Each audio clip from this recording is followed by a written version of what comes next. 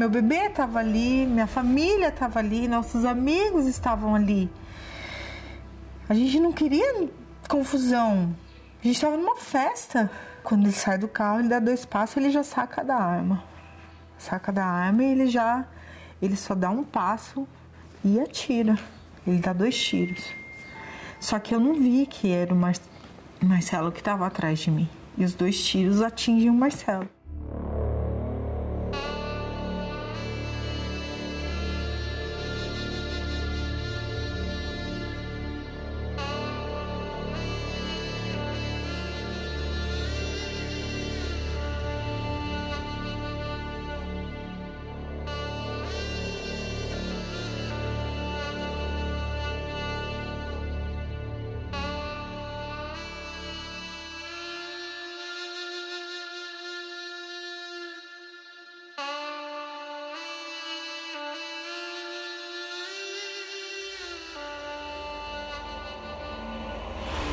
Uma pessoa assim, bem paizão mesmo.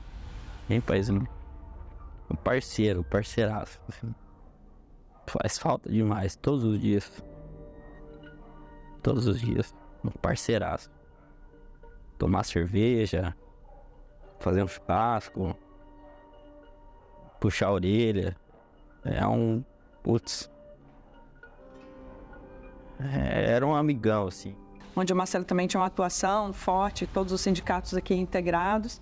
E também foi candidato, né, pelo PT a vice-prefeito. Então, ele era uma referência política dentro da Guarda Municipal, onde ele já atuava há muitos anos. Então, tinha uma trajetória política, mas sempre assim, uma trajetória marcada muito pelo diálogo, né? Era uma pessoa muito tranquila em relação ao debate. Imagina que uma unidade sindical popular envolve sindicatos das mais variadas naturezas e, obviamente, os posicionamentos ideológicos eram muito divergentes. Então, sempre tinha muita tensão, às vezes algumas discussões, e ele era uma figura que pacificava, uma figura que mediava muito, que era muito do diálogo.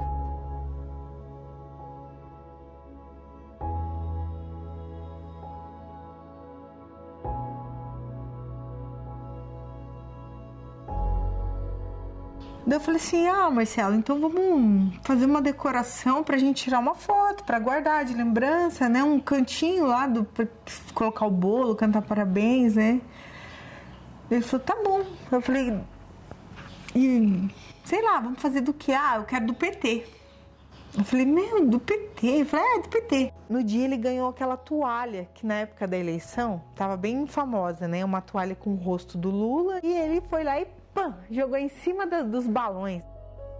Parece que minha cabeça tá presa naquele dia. Você tá comemorando o aniversário dele e de repente você não tem mais ele. Você comemora a vida e depois você, de certa forma, celebra a morte, né? Então, assim, é uma coisa... Perder um ente querido é muito ruim. Perder uma pessoa que a gente ama é muito ruim. Mas perder uma pessoa que a gente ama por uma bobeira, assim, uma coisa sem sentido, assim, você matar uma pessoa por causa de uma indiferença política.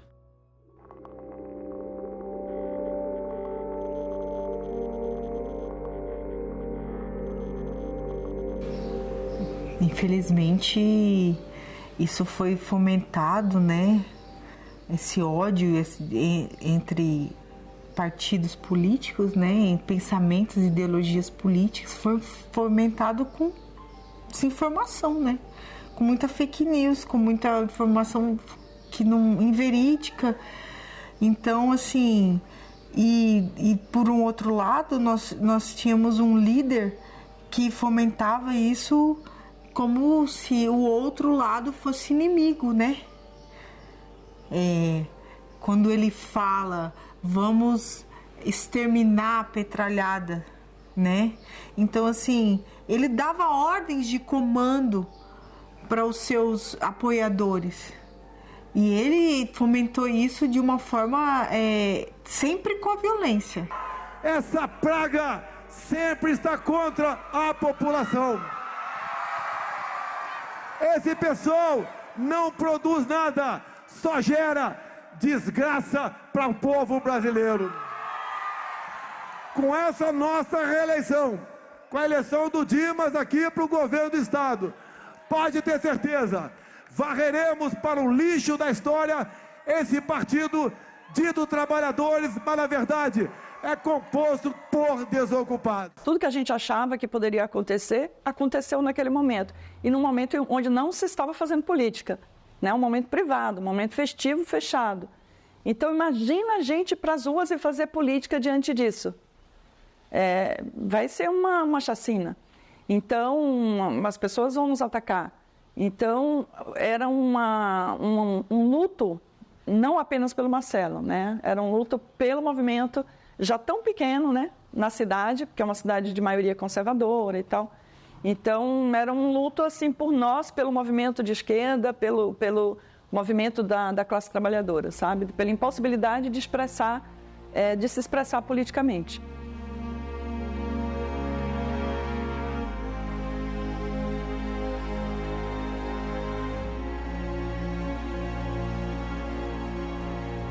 Só não foi uma chacina porque a esposa, muito corajosa, impediu que ele continuasse atirando em outras pessoas. A intenção dele era matar a todos. Isso não era comum no Brasil. Isso não era comum na sociabilidade brasileira. Isso quer dizer, então, que a retórica do ódio, ela é um passo a passo que acontece ao longo de anos, até o momento máximo da insensibilização. O que a extrema-direita desenvolveu é uma retórica. É a retórica do ódio, que vê no outro um inimigo a ser eliminado. A gente passou por um processo de alfabetização de conceitos da extrema-direita que acontecia com muita frequência. Né? Estruturas gramaticais da extrema-direita, né? Inclusive do neonazismo. Por exemplo, o trabalho liberta, que está escrito na entrada de Auschwitz. Ele foi utilizado de várias maneiras, em várias ordens, de várias formas, e aquilo acabou produzindo vínculo novo, isso que é importante, novos públicos surgiram, porque o neonazismo no Brasil era muito pequeno, era periférico. Ele se transforma em grande quando você é alfabetizado nisso.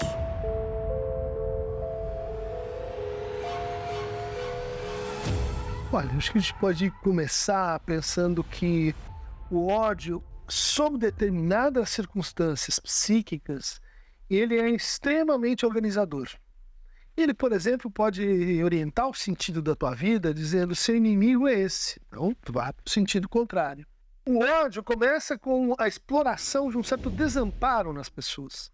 Ou seja, a ideia de que você é muito pequeno, de que sozinho você não vai conseguir, de que politicamente você é irrelevante. Ou seja, essa sensação, à medida que ela é enfatizada, que ela vamos dizer assim, estimulada no sujeito, ela põe a pessoa num estado de eu preciso de ajuda, eu preciso de aliados, eu preciso de alguém, eu preciso de um líder. E aí te é oferecido o segundo momento em que esse estado difuso começa a ter, então, um destinatário. Isso é por causa deles. Isso é por causa dessa raça. Isso é por causa desse gênero. Isso é por causa das pessoas que vêm desse lugar do país. Isso é por causa de X, Y, Z. E, em geral, quem é que são convocados para esse lugar? Os seus preconceitos históricos, os objetos de ódio social, aqueles que são mais vulneráveis. Bom, então nesse segundo momento se formam inimigos, os adversários são então moralizados como pessoas más, como germes, como pessoas que têm má vontade, como pessoas que estão aí para atrapalhar a sua vida. Então isso te dá motivo para o quê? Para você atacá-los. Você deixou de se sentir sozinho. Agora você tem irmãos, agora você tem outros que odeiam como você. Isso produz uma identificação horizontal, né, que vai empoderando as pessoas, que vai fazendo com que se produza uma dupla dependência do afeto de ódio, porque ele é o cimento social para um determinado funcionamento de grupo. Não só aqui no Brasil, mas a mesma coisa também na Holanda, Espanha, onde eu moro, etc. Isso precisamente é como um dilema fundamental. Então não tem uma explicação, mas isso tem que ver que quando pessoas já estão numa situação economicamente ou socialmente negativa, eles têm uma tendência também de buscar uma forma de valorização do seu próprio grupo. E eles acham que grupos de extrema-direita podem dar esse tipo de poder que eles não têm. Então, isso, em vez de aceitar uma situação negativa, eles precisamente têm que transformar essa negatividade onde eles estão socialmente em uma coisa positiva. Eles acham que grupos e partidos de extrema-direita podem dar esse tipo de poder que eles não têm. Essa identificação horizontal, ela geralmente cria também uma identificação vertical com um líder, com uma fonte irradiadora, com alguém que passa a representar aquele discurso de ódio.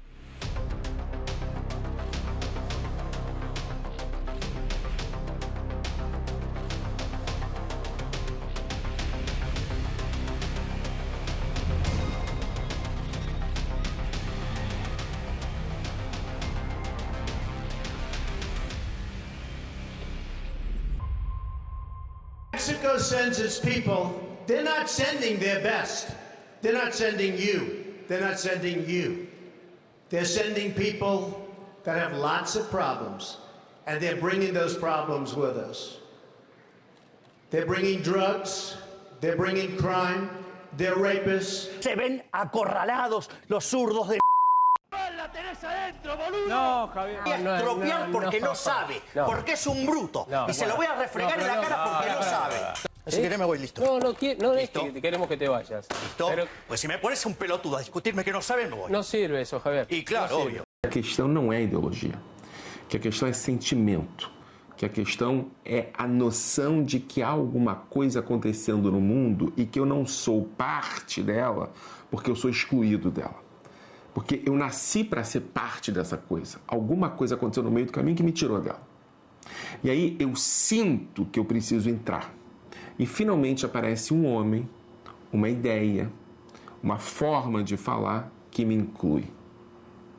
E aí eu faço um esforço enorme para poder ser parte dessa nova comunidade, onde eu entendo, eu escuto e eu sinto o que eles escutam.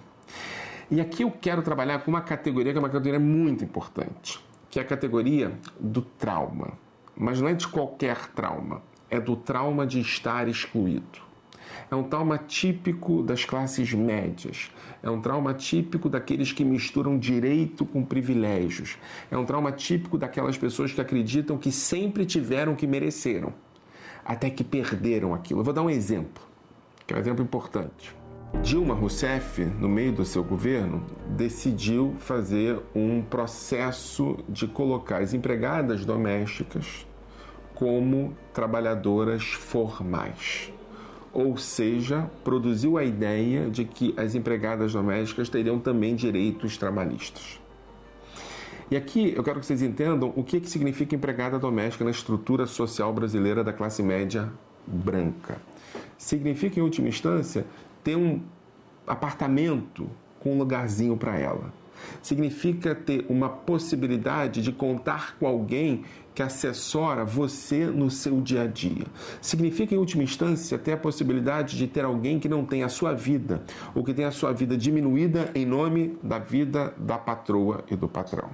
Significa, em última instância, produzir, no século XX e XXI, a possibilidade de manutenção de uma ordem escravocrata que foi retirada da perspectiva do privilégio. É direito. Essa dimensão de dar à empregada doméstica direitos trabalhistas tira, na percepção das classes médias urbanas, o seu direito de ter um escravo.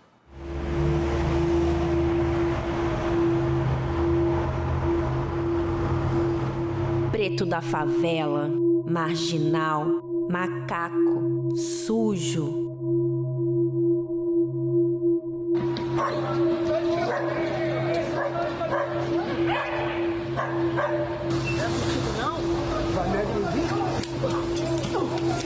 Pelo amor de mim, mulher.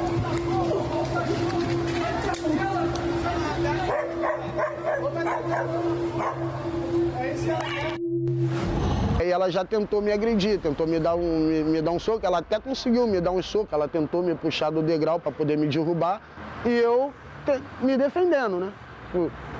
Dá licença, não quero brigar, não vou agredir a senhora. Nem 50 milhões de anos eu ia imaginar que ela fosse tirar a coleira do cachorro para poder me agredir.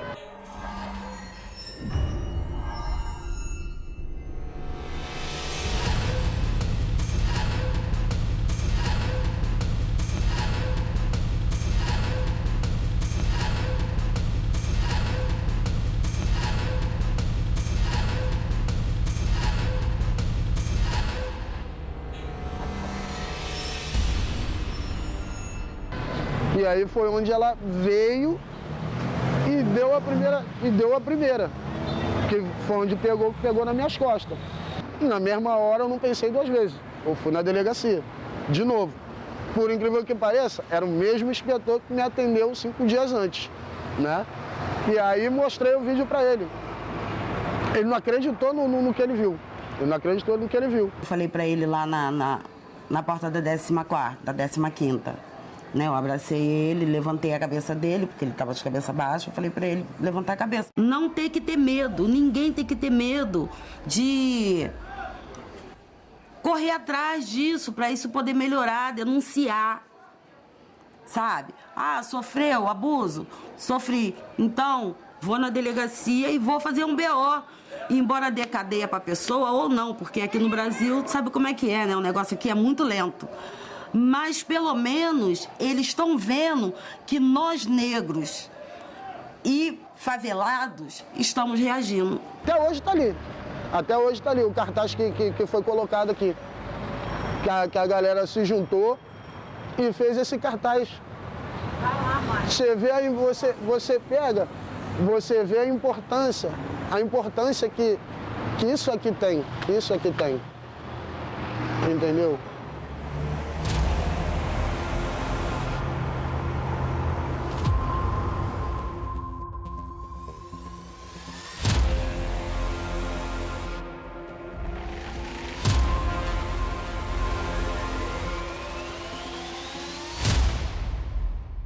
Por que o navio não afundou? Por que não atiraram em todo mundo? Você já viu onde tem negro e tem prosperidade? Tem que acabar com essa raça. Vai embora do meu país. Sai daqui.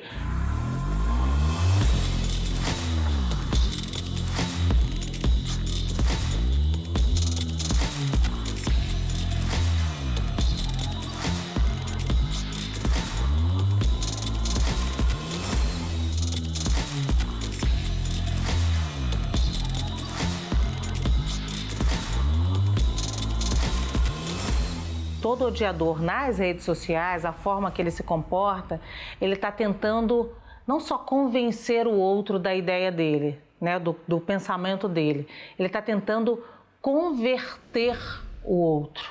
É muito mais que convencer. Ele quer converter o outro, ele quer trazer o outro e ele quer derrotar o outro. Então, todo odiador tem esse parâmetro. O que acontece com o discurso de ódio contra negros nas redes sociais? Você não tem como um negro se tornar branco. É o que a gente chama de inconvertibilidade do sujeito. Como o odiador sabe que aquela pessoa nunca vai ser branca, as marcas do discurso, elas aparecem sempre com marcas de eliminação do outro. É muito comum você ver a pessoa chamando o outro de macaco, imitando o macaco. Imundo. Não encosta na minha cachorra. Sujo, imundo. Não quer subir no mesmo elevador que eu. Vai subir. Quero. Vai subir, você vai subir. Não vou. Então nós não vai subir, então eu não subo também. Bora. Fala aí, porra. Cai fora, bandido.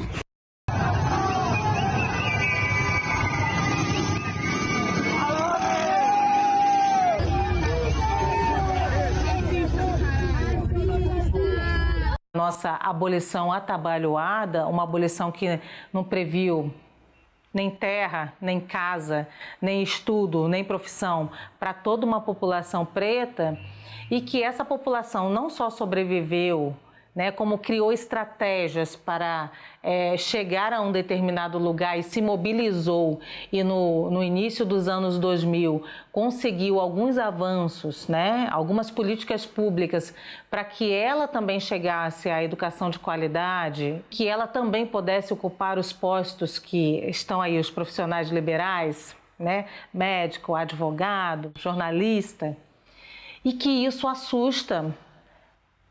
E é isso que eu falo que também é uma briga por território. Isso assusta pessoas que têm medo de perder esse espaço. Então, as pessoas compram o discurso de ódio com muita facilidade, como forma de sua própria sobrevivência.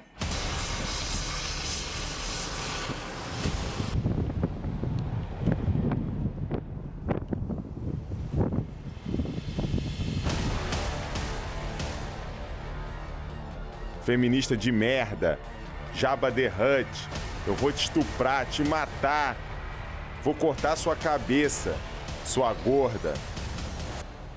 Falava que eu pegava as bíblias da minha universidade na biblioteca e fazia uma fogueira. E chegaram ao cúmulo de dizer que eu realizava aborto em sala de aula em alunas na UFC. Gostam de me chamar de Jabba. É um termo que eles usam, né? Que Jabba é de Guerra nas Estrelas, é aquele monstrinho intergaláctico que parece uma lesma. Eles odeiam meu marido também, por ele ser casado com uma feminista. Então, para eles, isso aí vai contra tudo que eles acreditam, né? Primeiro que eles acreditam que toda feminista é lésbica. Então, como que eu sou casada faz 33 anos com um homem, né? E depois, por eu ser gorda também, né? Então, para eles, uma mulher gorda tem que morrer sozinha, com os gatos, né? Nunca vai encontrar o amor, essas coisas.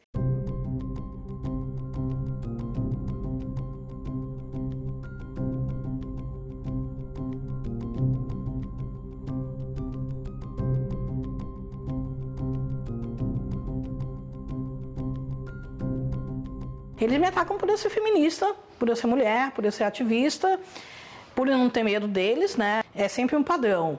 Então é um homem branco, hétero, extremamente conservador, retrógrado mesmo. E é bem interessante também porque nesse tempo todo eu nunca conheci um troll, né, que fosse apenas machista, apenas misógino. É sempre um combo de preconceitos. Então o cara também é racista, é LGBTfóbico, é capacitista, gordofóbico, xenófobo. Eles realmente dedicam, né, a vida a atazanar mulheres, meninas, né, colocar fotos dela, por exemplo, telefone dela em sites pornôs, em sites swing, sites de prostituição, por exemplo, né? Eles mandam uma pizza, né? Parece uma coisa boba mandar uma pizza, mas o que eles estão dizendo? Eu sei onde você mora. Agora eu estou mandando uma pizza, eu posso ir pessoalmente aí, né? E matar você, estuprar você.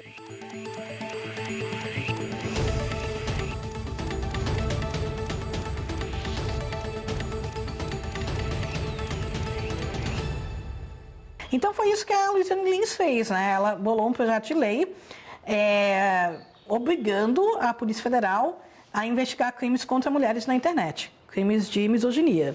E aí isso foi realmente, parece que tinha uma demanda por uma lei dessas, porque passou muito rápido, fiquei muito feliz e honrada que ganhou a lei, ganhou o nome de Lei Lola, né, em minha homenagem.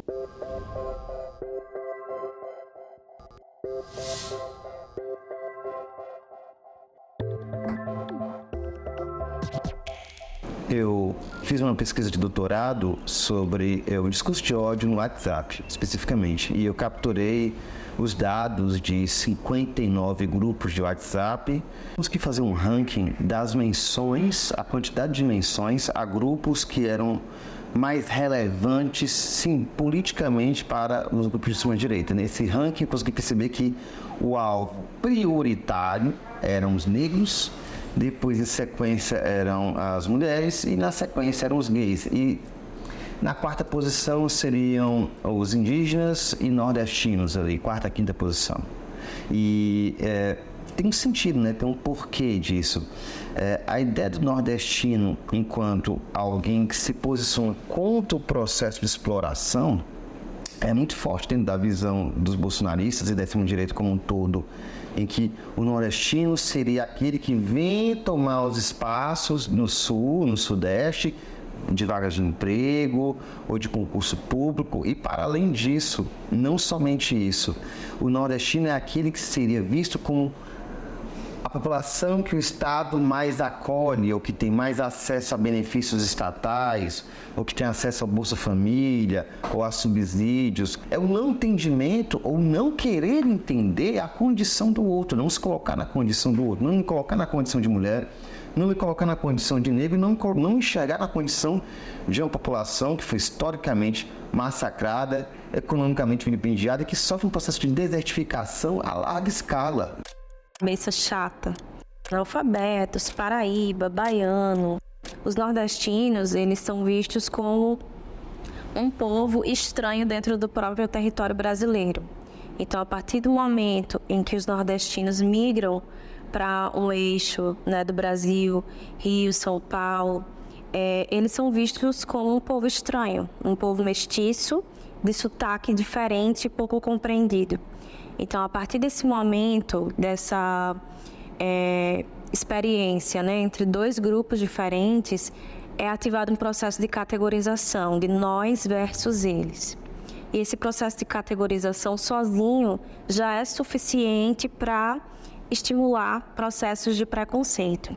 O Nordeste ele foi propagado mediaticamente como algo do passado, algo atrasado, algo a ser esquecido, para colocar em destaque esse novo Brasil. E esse novo Brasil tinha o estereótipo de mais rico, mais desenvolvido, mais moderno, enquanto o Nordeste, né, de uma maneira generalizada, tinha o estereótipo de atrasado, de seca, né, de pessoas com baixa escolaridade, ruralizado e principalmente negro.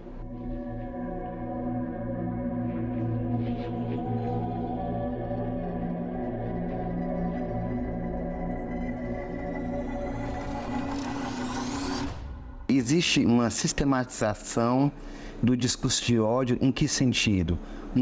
Uma técnica avançada em que você utiliza a espetacularização, a piada, o meme, o humor e o algoritmo ao favor daquela mensagem, para que aquela mensagem seja disseminada ao maior número possível de pessoas. De forma sutil, você consegue impor uma ideia. A ideia de que toda mulher no trânsito é uma motorista, a ideia de que o negro ele é um ser que é inferior aos demais, ou que o indígena é preguiçoso, ou que o LGBT é promíscuo. Esse discurso de definir o outro dentro de um espaço de submissão é a principal ferramenta do discurso da extrema-direita no universo digital. O ódio não nasce com as redes sociais. O ódio não é só o produto da rede social. A rede social reverbera como reverbera tudo. Há uma potência muito maior do que era capaz, sei lá, um jornal na década de 20, quando você escrevia uma coluna falando mal do seu inimigo. Porque se usa o meio de comunicação para ódio desde sempre, para demonizar e para reverberar, para mitificar uma personagem política e para demonizar uma outra personagem política inimiga. No entanto, a rede social, ela se usa de um discurso que estava muito presente no rádio e na televisão. Já a pessoa tem um filho e já não poder matar? A gente tá calado, engolindo essa raça desgraçada. Nojo de vocês, nojo. Vocês não reproduzem, vocês são nojentos. Não é normal, não. Pode ser pra você, seu macho, dentro da sua casa. Se você quer dar esse rabo, dê! Mas não leve as crianças, não.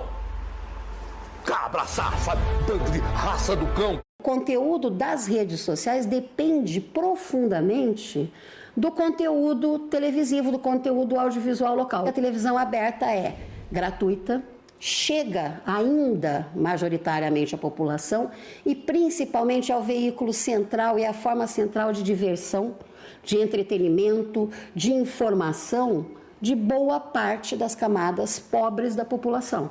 Então, a televisão aberta no Brasil, ela é central, mas não é só no Brasil. A televisão aberta é o lugar de espaço para atingir as pessoas que ou não têm dinheiro para ficar o tempo inteiro com uma internet de qualidade, ou não têm, inclusive, esse hábito de consumo cultural do cinema, de outras matrizes, e tem uma própria narrativa.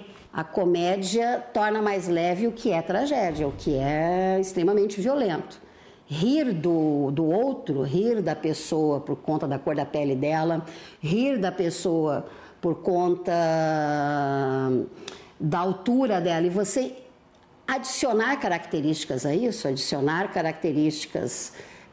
A pessoa tem a pele, mas o cabelo é duro e o cheiro não sei o quê. Toda essa adição de características meio inventadas para desumanizar uma pessoa, isso com o humor se torna muito mais leve e muito mais difícil também de se penalizar, porque é aquilo, assim, você bate e você diz, eu estava brincando.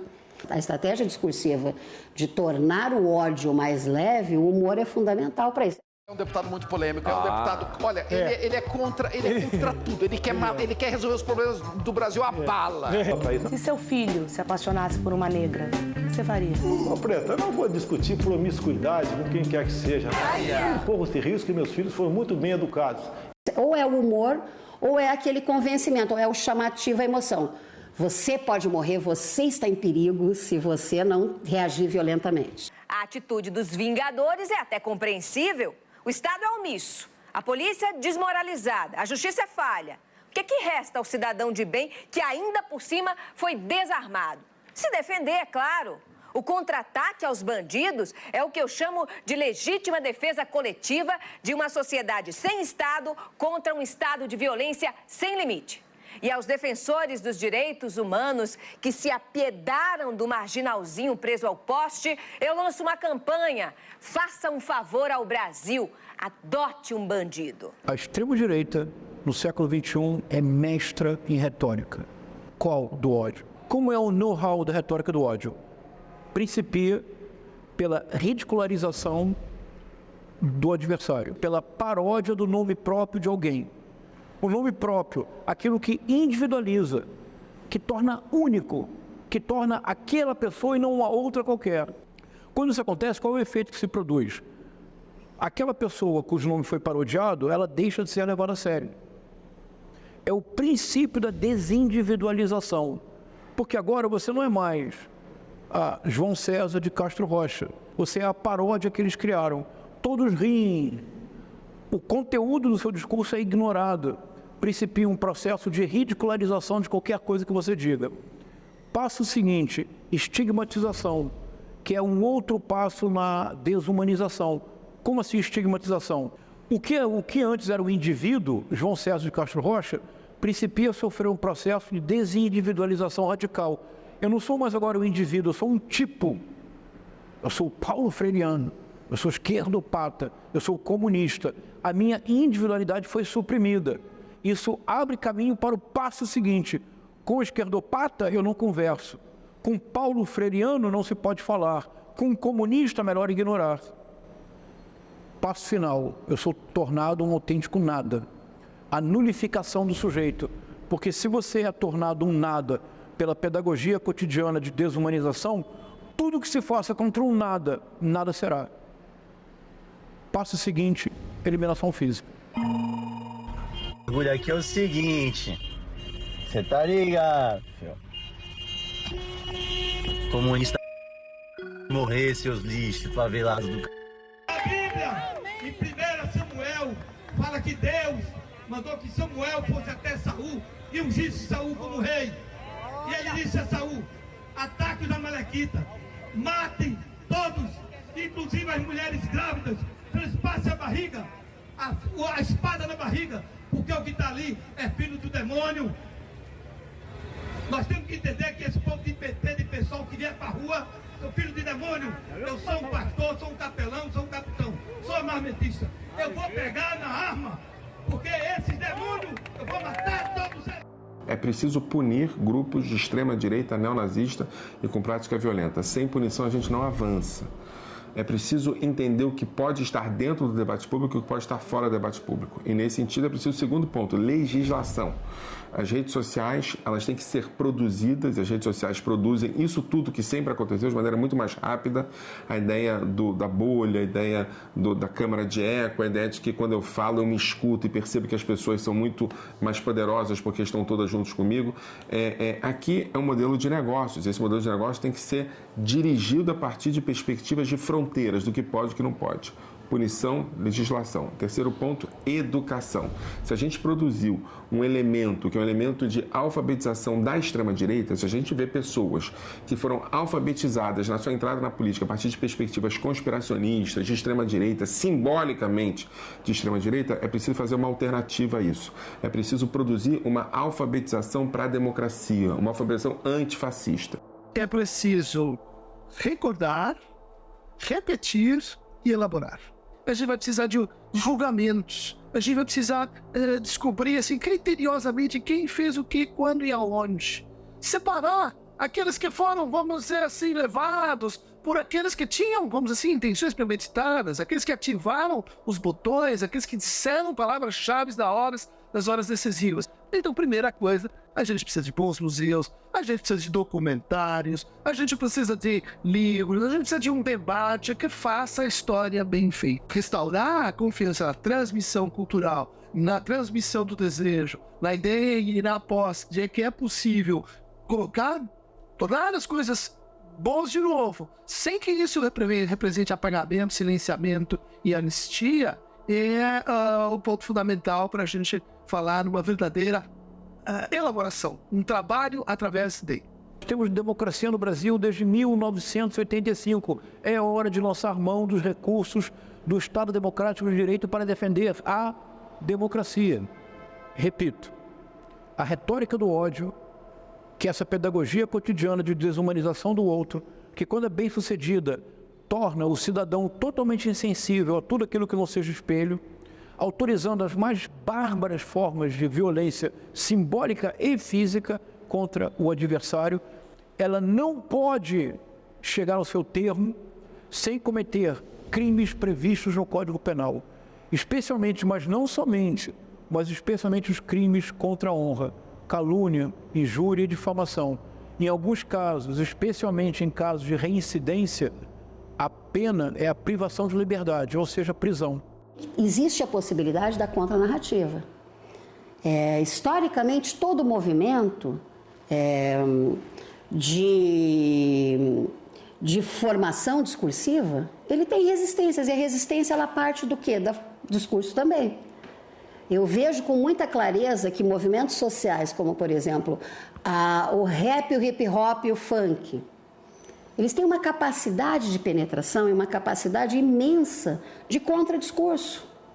Eles mudaram basicamente se você olha certos grupos, especialmente, por exemplo, certos grupos marginalizados, as mulheres negras, você percebe que você tem uma mudança, uma aceitação maior de coisas que antes não eram tão aceitáveis. Se você olha, por exemplo, sei lá, uma figura como a cantora Ludmilla. A homossexualidade em Ludmilla transforma, por conta do seu sucesso, muita gente que era homofóbica começa a tolerar seus filhos, suas filhas lésbicas, porque a Ludmilla aparece cantando uma música do casamento dela com outra mulher.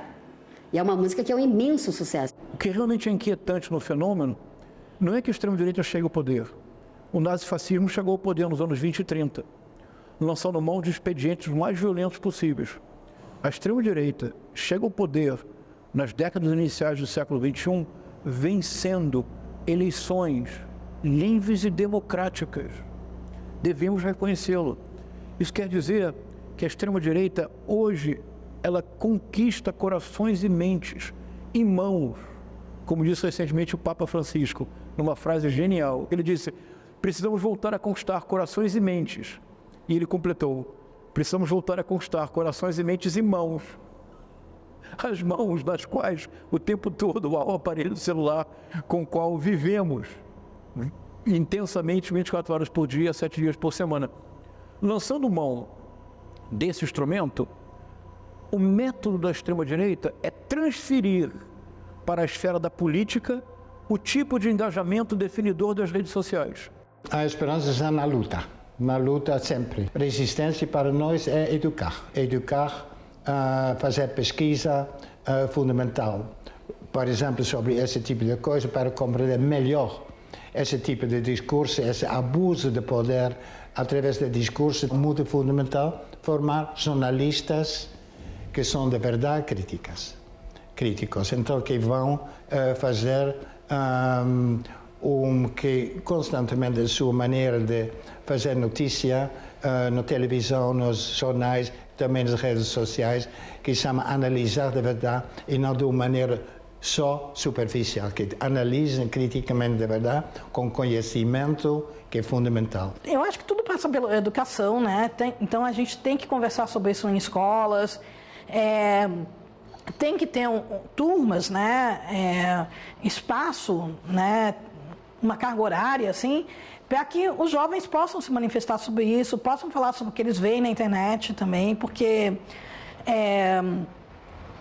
não adianta ignorar, né? Isso acontece. Então, se a gente só fingir que não existe, para eles fica mais fácil ainda, né? Então, tem que ter educação sexual nas escolas, tem que ter crítica da mídia nas escolas, né? Tem que saber, tem que ensinar como combater fake news, como detectar fake news. É preciso recuperar a dimensão da democracia e da expansão democrática como uma referência ideológica. Nós estamos aqui porque acreditamos nesse processo de avanço de direitos e não porque isso é natural. A democracia não é natural. A democracia é um fenômeno que deve ser lutado o tempo todo para ser conquistada e expandida. A ideia de que a democracia está aqui para ficar e é parte um pouco das estruturas que sempre aqui existiram é ruim. Nós temos que romper com isso e avançar em direção a uma alfabetização antifascista e pró-democrática. Eu acredito que ninguém nasce racista. Ninguém nasce violento, ninguém nasce um agressor. Eu sou preto, mas não é porque eu sou preto que eu vou deixar com que as pessoas me humilhem pelo tom da minha pele ou pelo lugar de onde eu vim. As pessoas têm questionado muito até onde vai a liberdade de expressão e até onde vai o ódio e o discurso de ódio. Isso é tema de seminários, isso é tema de fala de ministros do STF, isso é tema de discussão diária. As pessoas estão chegando num limite de perguntar, de dizer assim, não, mas eu não tenho o direito de dizer que eu não gosto de negro, que eu quero que ele não esteja aqui. Não, você não tem liberdade de ser racista, não é ter liberdade de expressão, entendeu? Tem que explicar para as pessoas que existe uma coisa que é racismo e existe uma coisa que é liberdade de expressão, entendeu? A sua liberdade de expressão não pode chegar e ferir o direito do outro, muito menos ferir a lei. Uma sociedade democrática não é a sociedade da fala, é a sociedade da escuta. Nós precisamos criar esses lugares de escuta com os eventuais eleitores de Bolsonaro e com os neopentecostais. Se nós não formos capazes de fazê-lo, nós não escaparemos da retórica do ódio que domina a sociedade brasileira hoje. Eu, os filhos, a família, para a gente mostrar que a gente está aqui, o Marcelo está vivo de alguma forma, ele está vivo, né? Ele vai continuar vivo na gente. E ele vai continuar vivo até a gente conseguir a justiça, né? Isso não pode ficar assim. As pessoas não podem achar que podem sair matando só porque você pensa diferente de mim.